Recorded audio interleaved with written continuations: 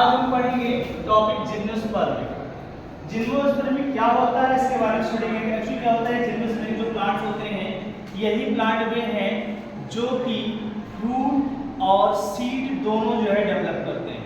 ठीक है, इनमें फ्लावर भी जो है बनता है, फ्लावरिंग भी होगा और इसमें रिप्रोडक्शन जो होने वाला है वो सेक्सुअल रिप्रोडक्शन होने वाला है, क्योंकि फ्लावर में मेल गैमेट और फीमेल गैमेट दोनों का फॉर्मेशन होता है और दोनों जो है वर्क करने वाले होते हैं।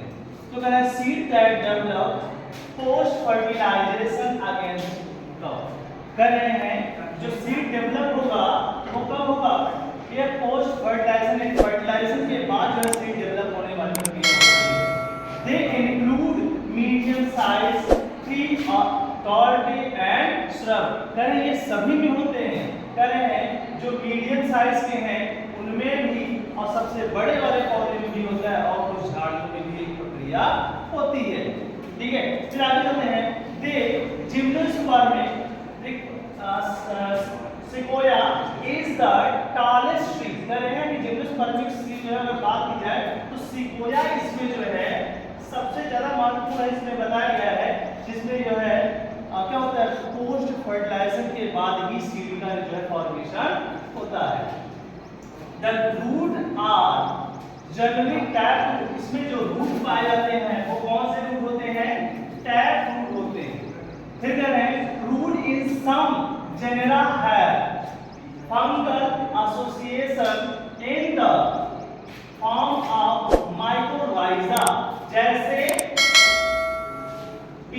पाइनस इसको बोलते हैं। तो कह रहे हैं कि कुछ ऐसे जड़ होते हैं जिनकी जड़ों में क्या जेनेरा, कौन सा भैया, जेनेरा है फंगल। कह रहे हैं उनमें जो है कुछ फंगस लग जाते हैं जो कि मतलब कि जो है एटमॉस्फेयर से नाइट्रोजन का फिक्सिंग का काम करते हैं, लेते हैं।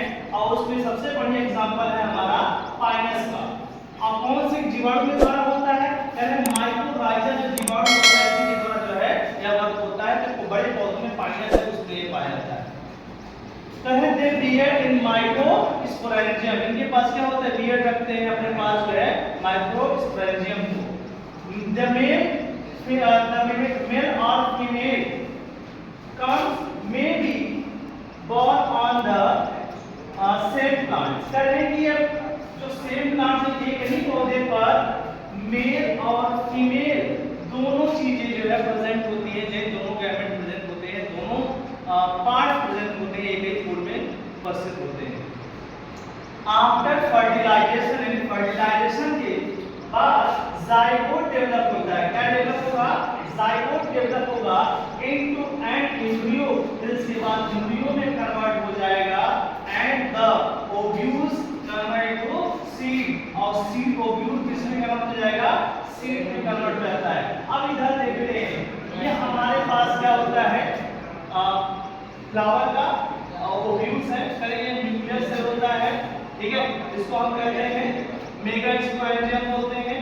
सबसे बड़ा मतलब फीमेल जो है रिप्रोडक्टिव सिस्टम है, मेगास्पोरेंजियम होता है।